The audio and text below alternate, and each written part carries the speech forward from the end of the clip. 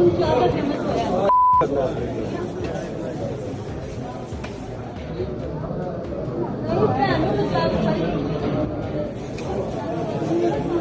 अभी इन्होंने जो है वो अदालत से बाहर निकल के कमरे अदालत के बाहर बहुत ऊंची आवाज़ में कहा कि जी ये पैना नचान वाला बंदा है। जेन्युइन विक्टिम हो ऐसी किसी सिचुएशन का, तो वो उनका कंडक्ट बता रहा होता है कि उनके साथ किसी किस्म की कोई ज़्यादती होगी हुई है। इनका कंडक्ट जो है वो बता रहा है कि ये पूरा केस इनके लिए किस जो है वो अहमियत का हामिल है और इसमें इनका मोटिव क्या है, और जो है वो ये किस तरह की जो है वो उसके बारे में जो है वो अपनी ज़ुबान और अपना कंडक्ट जो है वो हाईलाइट कर रहे हैं। जो प्रोसिक्यूटर साहब की जो जिम्मेदारी होती है कि उन्होंने एक असेसमेंट रिपोर्ट बनानी है अदालत में चालान फॉरवर्ड करने से पहले, तमाम मटीरियल की स्क्रूटनी करने के बाद तफ्तीशी अफसर से बैठ के तमाम हक़ाइक़ जानने के बाद जो है उसके अंदर भी प्रोसिक्यूशन ने बाकायदा तौर पर लिखा है कि किसी तरह का कोई खातर खा जो है वो मटीरियल जो है इनके खिलाफ इनक्रिमिनेटिंग मटीरियल जो है नहीं कलेक्ट हो सका दौरान तफ्तीश। सलमान हैदर उसके साथ अपनी प्राइवेट वीडियोस भी लगाती हैं, उनका नाम भी बार बार लेती हैं, रजब भट्ट का नाम बार बार लेती हैं, तो इनके खिलाफ किसी किस्म की कोई कार्रवाई सामने नहीं आ रही है। अच्छी खासी लेंथ पे जो है वो आर्ग्यूमेंट्स और सबमिशंस जो है वो सुनी थी हमारी, जिसमें हमारा अदालत से इस्तफ्तार ये था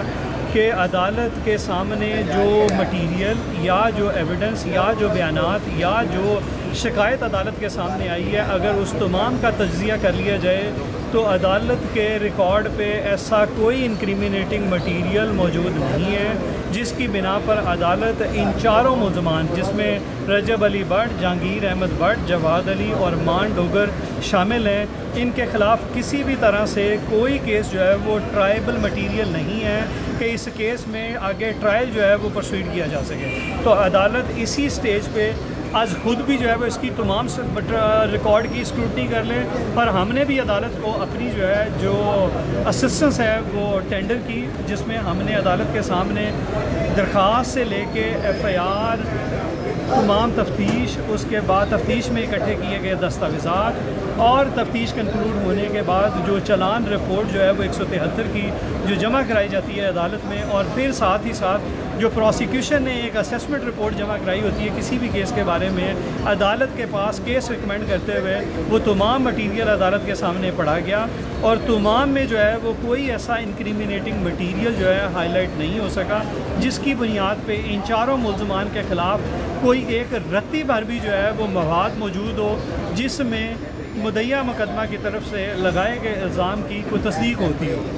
तो अदालत में जो है वो उसी बुनियाद पे हमने तमाम फैक्चुअल सबमिशंस जो है वो अदालत के सामने रखी, और बाद जो है लीगल सबमिशंस के लिए हमने तमाम जो है वो पाकिस्तान के सूबों, सूबाई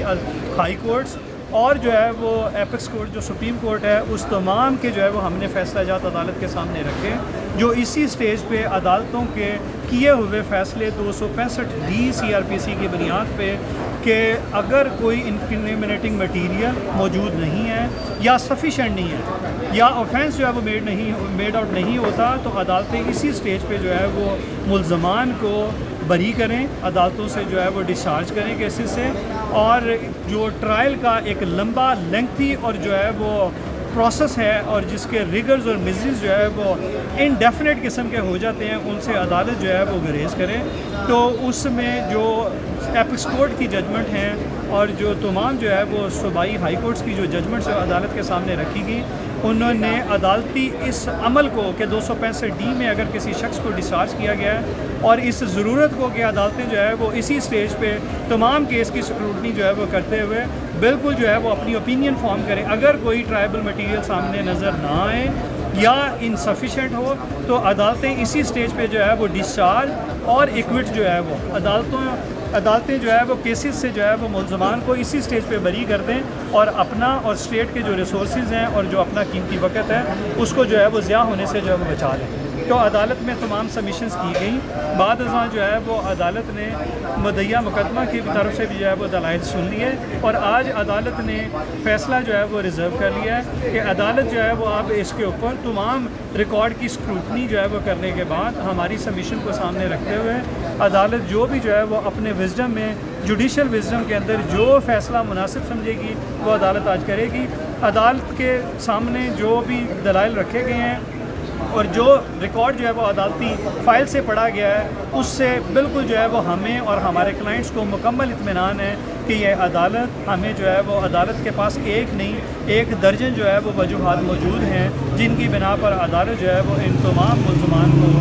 इस मुकदमे से डिस्चार्ज व बरी जो है वो इसी स्टेज पर फरमा। अच्छा राना साहब, एक सवाल है, जो ये मुद्दइया है मुकदमा की, अभी इन्होंने जो है वो अदालत से बाहर निकल के कमरे अदालत के बाहर बहुत ऊंची आवाज़ में कहा कि जी ये पैना नचाने वाला बंदा है। उसके बाद सेकंड ये कि वो अपनी सोशल मीडिया अकाउंट पे टिकटॉक पे जो मेन अक्यूज़ था सलमान हैदर, उसके साथ अपनी प्राइवेट वीडियोस भी लगाती हैं, उनका नाम भी बार बार लेती हैं, रजब भट्ट का नाम बार बार लेती हैं, तो इनके खिलाफ किसी किस्म की कोई कार्रवाई सामने नहीं आ रही है। ये बहुत बड़ी बात है कि आप एक सोशल मीडिया इन्फ्लुएंसर जिसका केस चल रहा है उसके बारे में कमरे अदालत के बाहर जो है वो सामने जज साहब बैठे हुए हैं और आप बाहर कह रही हो कि यार पैना नचाने वाला बंदा है इसलिए मशहूर हो, तो और एथिक्स नहीं है।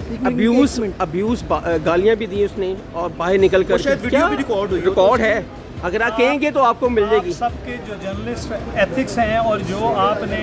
बिना भी जो है वो किसी झिझक के इस मामले को जो आपने सामने लेके आए हैं और हाईलाइट कर रहे हैं, ये बिल्कुल जो है वो आपकी जर्नलिस्टिक एथिक्स के मुताबिक जो है वो आप अपना बिल्कुल सही सवाल किया और सही जो है वो आपने क्वेश्चन उठाया है कि इस तरह का जो मुद्दइया का कंडक्ट है, मुद्दइया इस तरह के मामलात में आप लोगों ने देखा है कि ये 376 जिसे जबर का जो है वो केस कहा जाता है और इल्ज़ाम लगाया जो है वो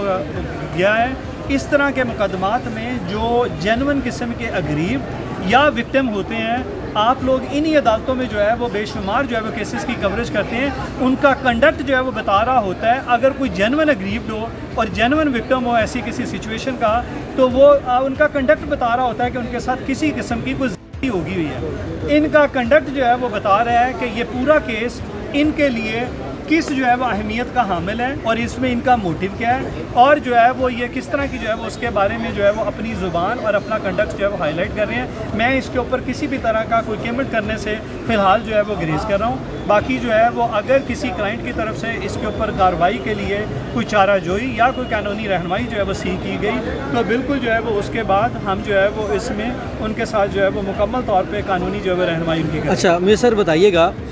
ये केस जब से चल रहा है जजेस के तबादले होते नज़र आ रहे हैं, अब मसला ये है जब जज का तबादला होता है तो आपको पूरा नए सिरे से केस को जो है वो डिस्क्राइब करना पड़ता है, एक्सप्लेन करना पड़ता है, तो इससे जो एक तो अदालतों का टाइम बड़ा ज़या होता है और दूसरा जो कि आज हमने देखा कि आज तकरीबन कोई घंटे के दलाइल आपने दिए, आपने वो FIR से दोबारा शुरू किया। मैंने आपसे सवाल भी किया था, इसकी वजह क्या है? नातिक आपका सवाल जो है वो बड़ा ही खूबसूरत है। आपको पता है कि जो प्रीडिसेसर जज थे इस कोर्ट के, उनके सामने भी हमने ये केस जो है वो मैंने भी आर्ग्यू किया, मेरे सीनियर पार्टनर जो है वो बैरिस्टर मियां अली इशफाक उन्होंने भी आर्ग्यू किया। हमने बार बार जो है वो अपनी तमाम जो है वो सबमिशंस और दलाइल और तमाम फैक्चुअल जो चीज़ें थी वो अदालत के सामने तमाम हक़ाइक़ बयान किए, फिर लीगल सबमिशंस भी रखी और अदालत ने जो प्रीडिसेसर जो कोर्ट थी उनकी तरफ से किसी तरह के इस स्टेज के और इस जो है वो प्रोविज़न ऑफ लॉ के मुतालिक या जो है वो अदालत में जो ट्रायबल मटीरियल के ऊपर या जो है वो अदालत के अंदर ट्रायल आगे प्रोसीड करने के हद तक जो है वो उनकी तरफ से कोई जो है वो दलाइल नहीं आ सके थे, जिसकी वजह से जो पिछले मुअज़्ज़ज़ जज साहब हैं वो इसके ऊपर फैसला नहीं सुना सके। और उस वक़्त आपको पता है कि लाहौर नहीं पूरे सूबा भर के अंदर जो है वो एडिशनल डिस्ट्रिक्ट सेशन जजेस की बेशुमार जो है वो तबादले हुए थे, जिसके अंदर हमारे वो मुअज़्ज़ज़ जज साहब का भी तबादला हो गया। अब जब नए जज साहब के सामने आया है तो नए जज साहब को तमाम केस हम जो है वो बतौर वकील we are under a severe and tremendous responsibility कि हमने अपनी ऑब्लिगेशन जो है वो डिस्चार्ज करनी है टू द फुलेस्ट सेटिस्फेक्शन,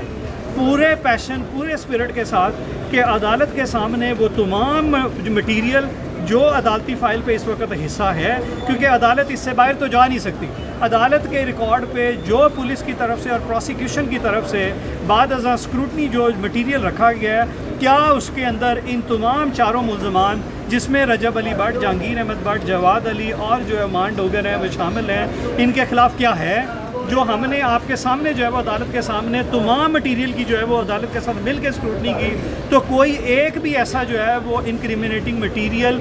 या सबूत या जो है वो उसकी बाबत शहादत जो है वो सामने नहीं आई। जो बार बार जो है तफ्तीशी अफसर का भी जो है वो कहना था, और बाद प्रोसिक्यूशन जो है वो जो प्रोसिक्यूटर साहब की जो है जो जिम्मेदारी होती है कि उन्होंने एक असेसमेंट रिपोर्ट बनानी है अदालत में चालान फॉरवर्ड करने से पहले, तमाम मटीरियल की स्क्रूटनी करने के बाद तफ्तीशी अफसर से बैठ के तमाम हक़ाइक़ जानने के बाद जो है उसके अंदर भी प्रोसिक्यूशन ने बाकायदा तौर पर लिखा है कि किसी तरह का कोई खातर खा जो है वो मटीरियल जो है वो इनके ख़िलाफ़ इनक्रिमिनेटिंग मटीरियल जो है नहीं कलेक्ट हो सका दौरान तफ्तीश। और यही चीज़ जो है वो तफ्तीशी अफसर की तरफ से कही गई थी कि मदइया मुकदमा या इसके गवाहान की तरफ से किसी तरह का कोई मटीरियल इनके ख़िलाफ़ सामने जो है ठोस शहादत या सबूत की सूरत में जो है वो पेश नहीं किया जा सका, जिसकी बुनियाद पर ये बेगुनाह किए गए हैं। और चूँकि प्रोसिक्यूशन और जो है वो पुलिस ने अपनी मजबूरी इसके अंदर लिखी है कि ये मुकदमे में नामजद हैं, और जो है वो हमारे जो है वो मुकदमे में तफ्तीश के अंदर जब इनके ख़िलाफ़ किसी तरह की कोई जो है इनक्रिमिनेटिंग मटीरियल सामने नहीं आया,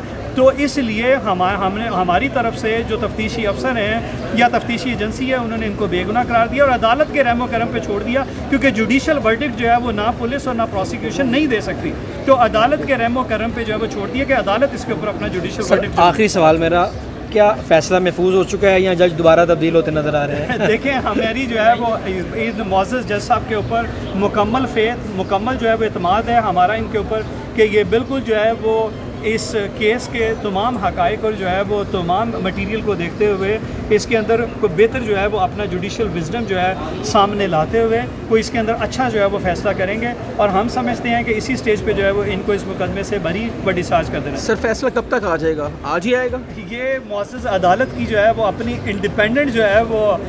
इख्तियार है कि वो कब किस लम्हे दिन के इसी जो है वो लम्हे कर दें, दिन के दोपहर जो है वो दोपहर में कर दें, या जो है वो कोर्ट टाइम ख़त्म होने के बाद जो है वो इसके ऊपर कोई फैसला जो है वो कोर्ट टाइम ख़त्म होने के करीब जाके कर दें, तो ये अदालत का अपना इख्तियार है। Thank you sir. हम समझते हैं कि आज इसके ऊपर फैसला आ जाना चाहिए। बहुत शुक्रिया।